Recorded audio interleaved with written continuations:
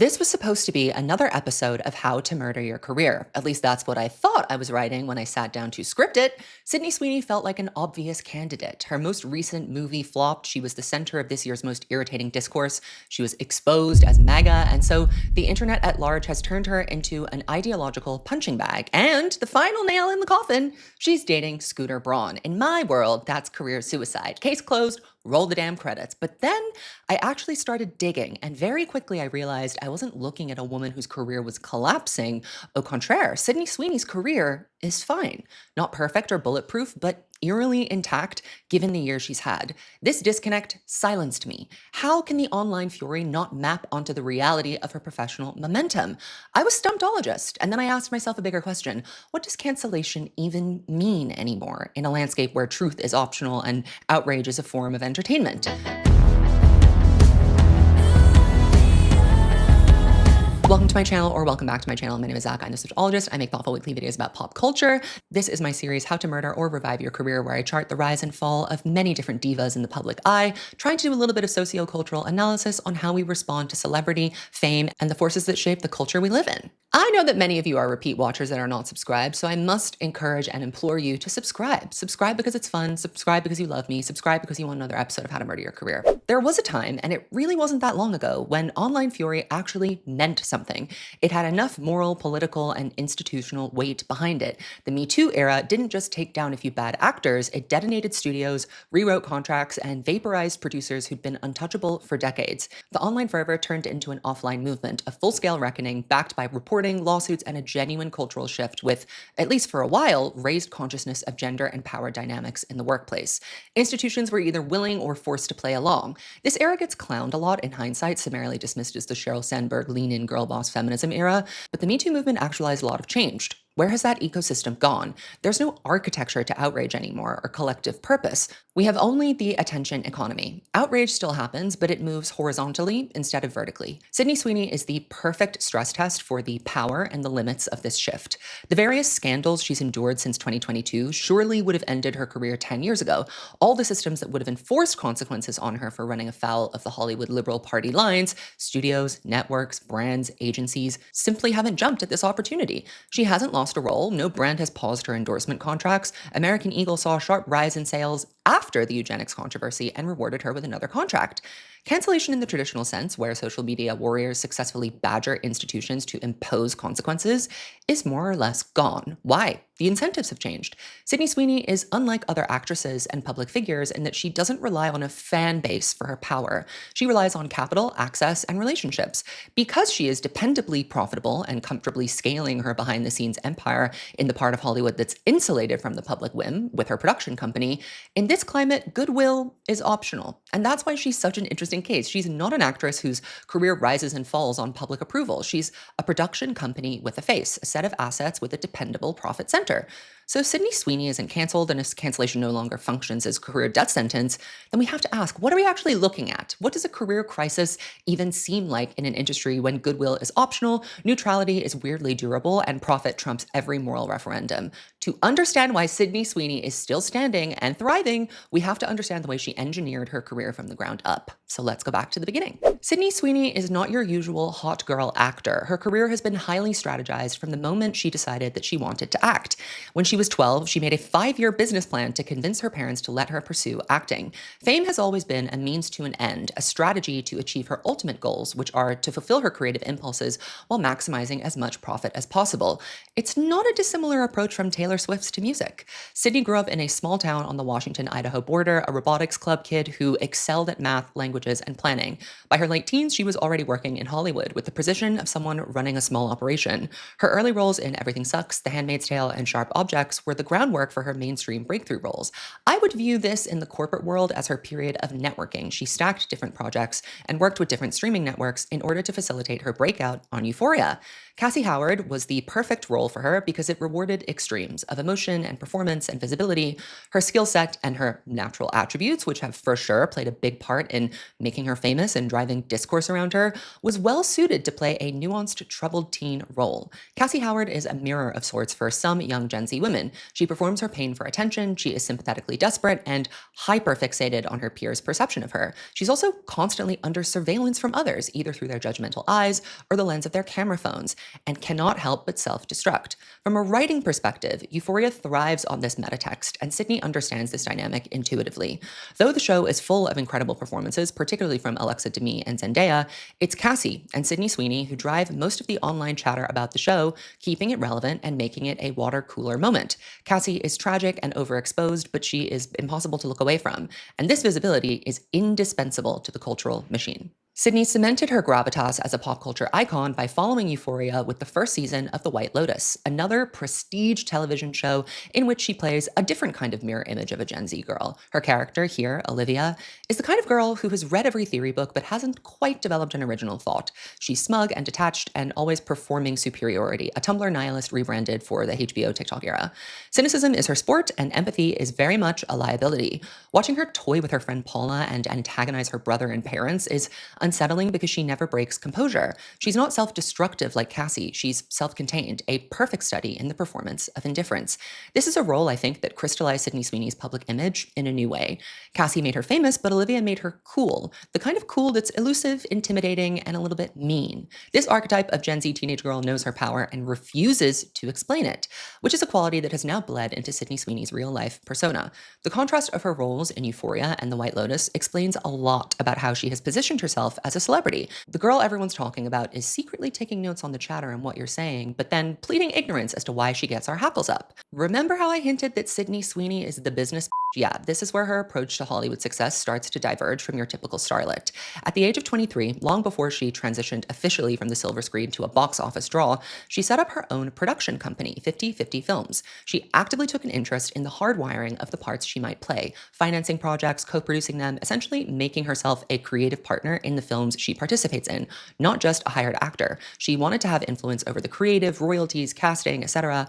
And simultaneously, she also racked up strategic endorsements with Armani, Miu Miu, and Laneige. These were not randomly selected brands. They complemented her goals and aims to be the neutral cultural avatar that we project our neuroses onto while she remains blank, malleable, and profitable, without oversaturating her image. Armani gave her credibility in the luxury space, an association with elegance, timelessness, and seriousness that balanced out the chaotic, hyper-emotional perception of her character in Euphoria.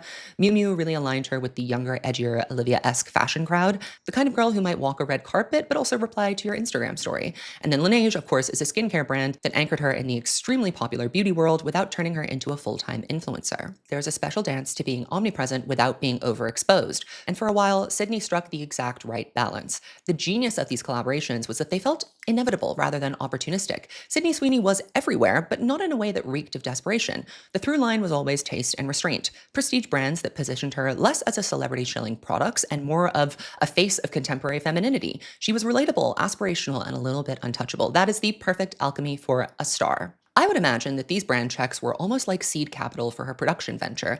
The production studio is her ultimate long game, a path to creative and financial independence, completely divorced from public goodwill, that few actors her age are actually thinking about. Her first major hiccup as a public figure was when she complained about being broke to The Hollywood Reporter. She was actually keeping it real, responding to questions about why she took so many endorsement deals and talking about how difficult it is to actually profit off of your work as an actor, especially when you're not a Nepo baby. She said, "If I wanted to take a 6-month break, I don't have the income to cover that. They don't pay actors like they used to, and with streamers, you no longer get residuals. I give 5% to my lawyer, 10 to my agents, 3 to my business manager, and I pay my publicist more than my mortgage." She's being pragmatic and candid here, but it never goes down well to hear a beautiful, famous, and yes, objectively rich, despite having to pay your publicist more than your mortgage, diva. Her next brush with controversy was a lot more serious and akin to what we know of her now. Later in that same year of the Hollywood Reporter interview, there were photos from her mother's 60th birthday party that featured a country-themed hoedown with guests in red Make 60 Great Again hats, and in some shots, Blue Lives Matter shirts. Boo. The images sparked an outrage. It was the first time that Sydney had collided head-on with the Hollywood political fault line, where even a whiff of conservative affiliation in public is deemed radioactive. For a young actress whose audience skews liberal and female, being perceived as even MAGA adjacent was a reputational nightmare. This time, she reacted quickly. Within hours, she tweeted that it was an innocent celebration and asked people to stop making assumptions. No apology, no deletion, just a brief clarification and then silence. It was textbook crisis containment, not over-engagement, not defensiveness, just enough acknowledgement to move on.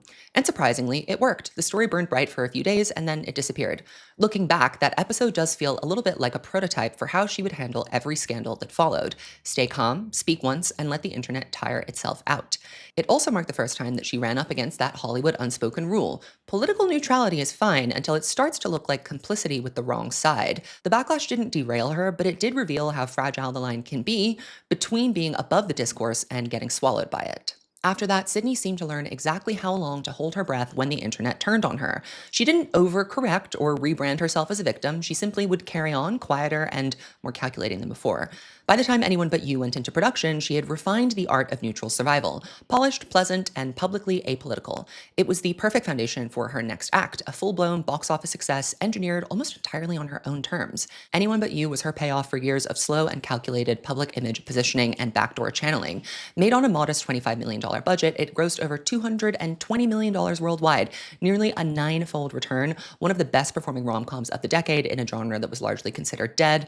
And crucially, Sydney wasn't just its star, she was also a producer through her company, 50/50 Films. That meant she didn't just get a very hefty acting fee, she also negotiated back-end points and a producer's fee, securing long-term residual profits rather than a single paycheck. What makes Anyone But You fascinating is how it represents a kind of pop star approach to acting, where the performer exerts creative and financial control over more elements of their output than they are expected to. Sydney was essentially trying to do what Taylor Swift does in a way with her master recordings, ensuring ownership, maximizing profit, and turning each release into a self-funded ecosystem. It's very rare for actors under the age of 30 to hold this kind of leverage, not just getting to choose the scripts they like, but also shaping the entire production pipeline. The film's press tour was a masterclass in controlled chaos. Sydney and her co-star Glenn Powell became the internet's favorite rumor mill. The pair's chemistry, or rather the calculated performance of that chemistry, drove endless TikTok edits, blind items, and speculative headlines about whether their on-screen romance had spilled off-screen. This is the right kind of tabloid theater because it sells tickets, and Sydney played her part perfectly, flirty enough to keep people guessing, restrained enough to avoid confirming anything or incriminating herself. She has later denied that any of it was a PR stunt, but it was, and it was an incredibly effective one. The gossip did what marketing budgets often can't anymore. It made Anyone But You feel like an event. It was like if the Don't Worry, Darling personal drama had accompanied an actually good movie. She participated in the noise without ever really having to speak. Glenn got memed, the internet spiraled, and Sydney was the calm center of it all, letting the speculation do the heavy lifting. Even more impressive was how she pulled off this astronomical extra rise to fame without ever seeming hungry for it. Through all the promotion, Sydney maintained her signature detachment, upbeat, professional, rarely ever personal. She did not overshare, she did not chase viral moments herself. She let the numbers and the narrative kind of play out in tandem. And the result was a very good reinforcement of the brand she was building. Bankable actress whose detachment reads as professionalism. The Anyone But You era was the high point of Sydney Sweeney's neutral era strategy. What's more fascinating is, of course, what we're here to talk about, what came next. In the 18 months that followed, as her public image began to sour, her business empire continued to expand. This is proof that outrage isn't the death sentence that it once was.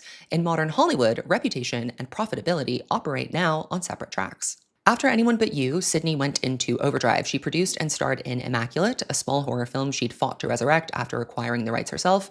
It made over $50 million on a $7 million budget, respectable numbers for a genre piece, and a clear single that she could translate her box office pull into independent credibility. Around the same time, she lined up The Housemaid for a record payday and pressed forward with Christie, her bid for serious actress legitimacy. That movie has now flopped spectacularly, but the intention of it was clear. She wasn't waiting for Hollywood to give her permission to create, to put, award-winning roles in her lap. She wanted to try and build her own pipeline. And meanwhile, her endorsement portfolio ballooned. Armani, Miu Miu, Laneige, the glossy trifecta of luxury, edge, and relatability remained core and solid partners. Corporations don't really care about discourse, they care about conversion. Even the American Eagle partnership, the one that would later become a PR nightmare, works because Sydney sells. At this point in her career, she has been more focused on diversifying her income streams rather than generating the maximum possible public adoration by, say, apologizing for something. But then came June 2024 and the voter registration story. The revelation that she was a registered Republican landed like a slap, more for what it revealed than what it confirmed. For years, Sydney had managed to exist in that very rare, frictionless zone of celebrity where everyone can kind of project what they want onto you. She was beautiful but not intimidating, sexy and professional, ambitious but polite. Now the spell is broken. The thinking goes her neutrality isn't neutral at all. It's a mask. She's hiding something. What's fascinating is how she responded to this by doing nothing in such a charged political moment. No apology, no explanation, no rebrand. Instead, she did what she's always done, doubled down on her work. She promoted Immaculate, she developed new projects, and in a move that seemed almost designed to provoke backlash and hateration, started dating Scooter Braun. To the public, this looks like self-sabotage, but to Hollywood, I imagine it's a very clear strategy. Scooter Braun may be a social pariah, but he's still a powerful operator. We're going to talk about this more later on. Trust. A deal maker with access to money, infrastructure, and leverage. Sydney's alliance with him, intentional or not, affirmed what's been true about her from the start. She chases power, money, and access, not public favor. And again, for some time, this worked. The films kept coming, the brand deals didn't dry up, and the industry stayed firmly in her corner. But the more she seemed to ignore the noise, the louder it grew. And by the time her next campaign rolled around, the world was ready to turn that silence against her. By the summer of 2025, Sydney Sweeney was the poster girl for celebrity optics. Every headline sharpened the same question. How could someone this visible, this traditionally beautiful, this stubbornly apolitical survive the culture wars of modern fame? The answer, it seems, shockingly to me, is she can not only survive, but thrive. The flashpoint that triggered all of this discourse was, of course, the American Eagle Great Jeans campaign, a slick, nostalgia-soaked ad that went viral for all the wrong reasons. Its slogan, Sydney Sweeney has great jeans, was supposed to be cheeky, a little wink at her bombshell persona, but the imagery, the blue eyes, the blonde hair, the talk of good genes and inherited traits landed like eugenics propaganda to many. We need to remember, we do not fall from coconut trees, we exist within the context, and the context in 2025 is very white and very racist. So within hours, the internet erupted. Think pieces accused the brand of fetishizing white beauty. I've personally never seen so many enraged TikToks. And then Donald Trump weighed in, hailing Sydney as the new face of anti-woke Hollywood. And so the conversation morphs from ad critique into political spectacle, with Sydney Sweeney firmly caught in the crossfire. She said almost nothing. Her only real comment has come months later, as of late, in GQ, where she brushes it off, claiming she had no creative control and calling Trump's support surreal. It wasn't an apology or a defense. It was just this kind of mild irritation at being dragged into another discourse cycle. And somehow, even though TikTok reacted badly, that detachment is working. While social media was tearing her apart, American Eagle stock shot up 26%. The Sydney jeans sold out in days, and the campaign generated 40 billion impressions, record-breaking engagement, and inspired rival brands like Gap and Lucky to launch their own denim wars, all of which saw corresponding sales spikes. The backlash is the marketing. Her public image may have seemed fractured, but her business foundation did not move an inch. 50/50 Films kept developing projects, her endorsements held steady, and American Eagle quietly extended her contract. For all the screaming about her being canceled, all the think pieces, Sydney's empire, the one that she built on ownership, access, and corporate reliability, continues to grow. And this is where the fantasy of cancellation collides with the math of celebrity. Online outrage looks loud, but it is rarely translating to real-world loss anymore, especially for stars whose power base isn't built on a fandom, but finance. Sydney Sweeney's career depends not on being liked, but on being useful to studios, to brands, to the marketplace. That's why she can proudly date Scooter Braun, which to me, in my world, is career poison. What's fascinating about Sydney Sweeney's handling of the Great Jeans scandal is that there was no apology, no clarification, no moral performance. In another era, something this explosive, a campaign accused of promoting eugenics with the actual president chiming in to call her a right-wing hero, would have required a full damage control rollout, a notes app statement, a rebrand, maybe a tearful podcast interview. But Sydney's entire response was essentially, I love jeans. All I wear are jeans. It seems oblivious, but make no mistake, obliviousness is the strategy. This is what crisis experts are now calling controversy immunity, which is really just the industrialization of silence. It's a calculated bet that if you don't give the internet anything to latch onto, it will eventually tire itself out. In Sydney's case, this is what's happening. The fury burned very hot and died quickly, leaving behind record-breaking sales and another brand deal in her portfolio. But this strategy only works if you're already powerful. For someone else, saying nothing would look maybe defensive or cowardly. But Sydney can afford to be quiet. She's rich, employed, and valuable. Brands need her more than she needs them, and she is protected by commercial inertia. And that's the thing that most people don't really understand about modern fame. The currency is now market share. It always has been, but it's clearer now than ever before, not morality. In the past, celebrities had to apologize because their reputations were very much tied to their images. But in 2025, reputation is a separate asset from profitability. Sydney Sweeney's value does not rise and fall with the comment section, it rises and falls with quarterly reports. So her refusal to engage is very effective. By not apologizing, she doesn't give the outrage a second act or dignify it with a response. She won't turn her own mistake into more content. She said, "No more free promo from me."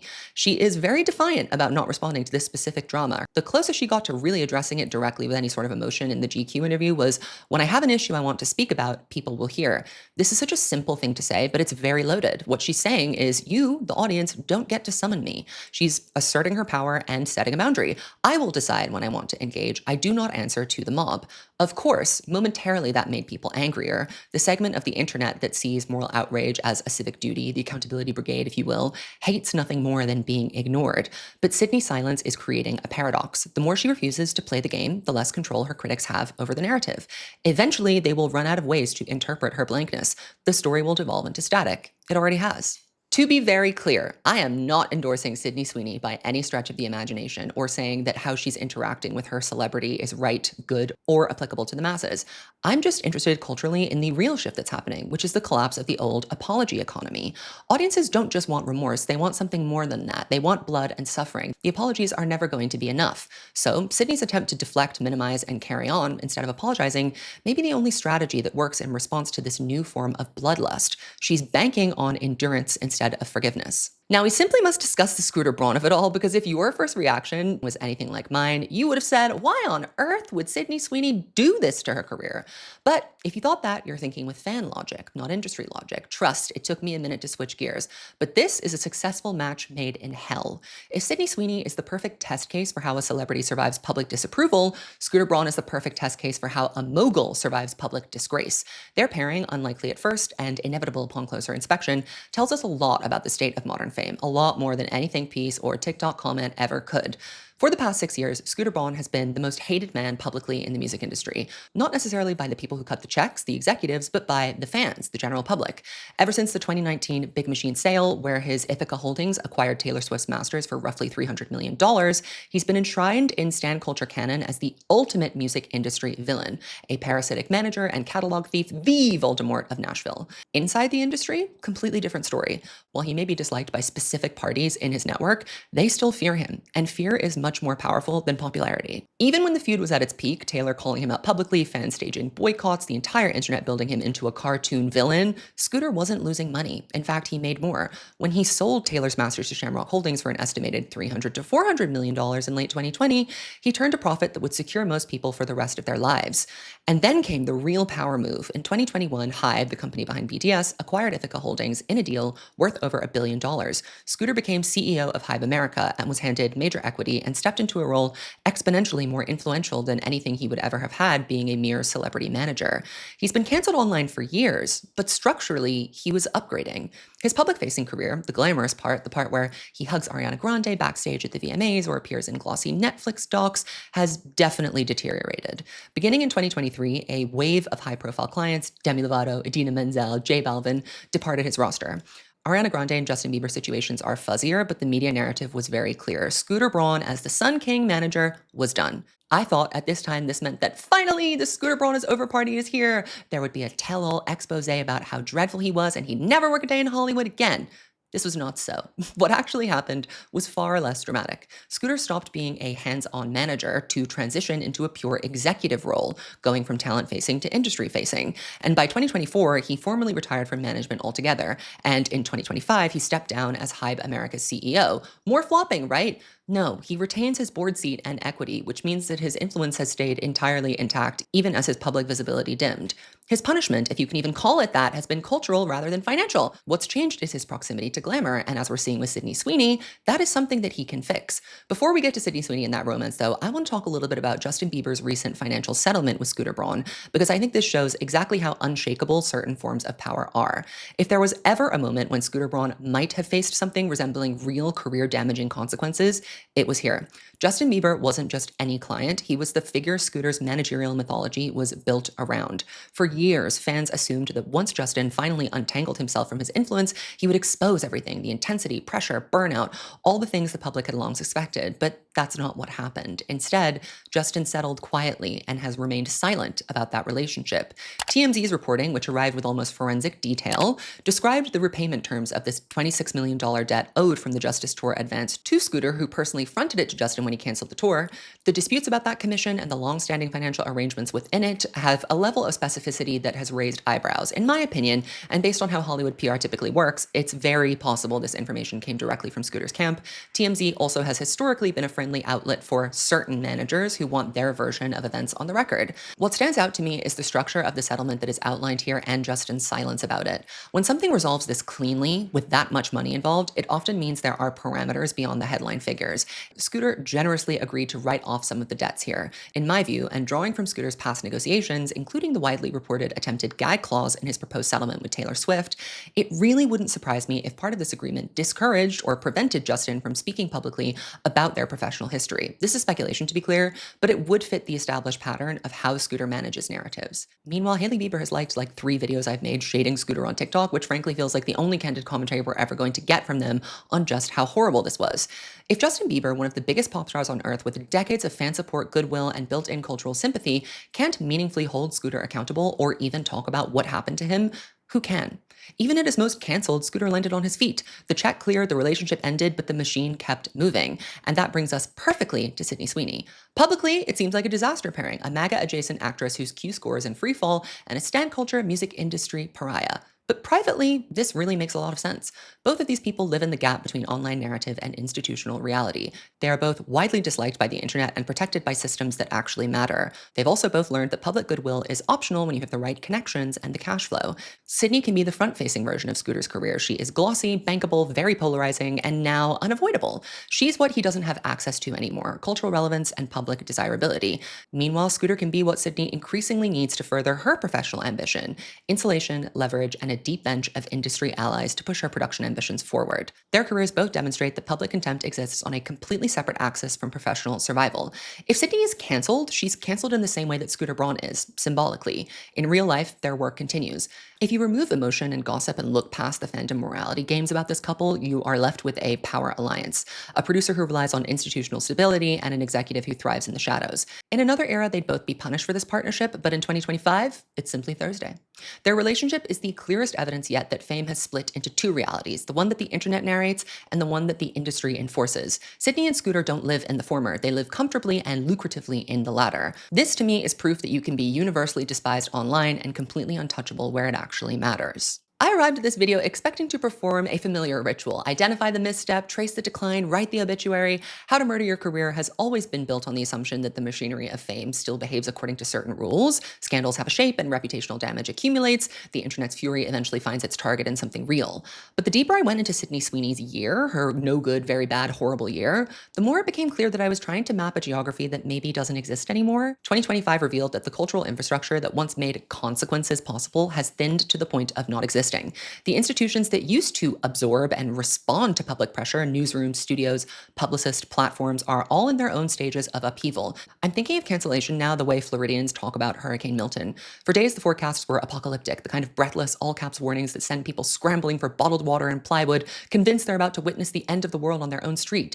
Milton was the storm that would redraw the coastline, flatten neighborhoods, enter the lore of where were you when disasters. And then it arrived, and it wasn't nothing, but it wasn't that. It rained hard, it howled a little, it knocked out a few power lines, but then it moved on, leaving behind a level of disruption entirely out of proportion with the dread that preceded it. The panic was real, but the structural damage was not what people thought it would be. That, to me, is the best analogy for Cancellation in 2025. We still have a system that generates tremendous noise, but rarely produces annihilation.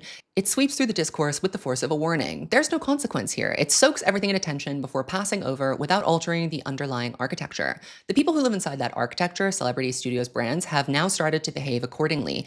They don't treat outrages like existential threats anymore. They are now seasonal storm patterns that they can simply wait out. Sydney Sweeney, whether by instinct or calculation, has adapted very well to this new climate, not by reinventing herself or performing a moral awakening or doing an apology tour, but by remaining immovable in the face of scrutiny, refusing to participate in the cycle at all. Her power base is structural, not sentimental. Production slates, back-end points, international box office, contracts drawn up in boardrooms far away from anyone's FYP. She is tethered to institutions that aren't calibrated to listen to outrage anymore. In some cases, I don't think they even see it.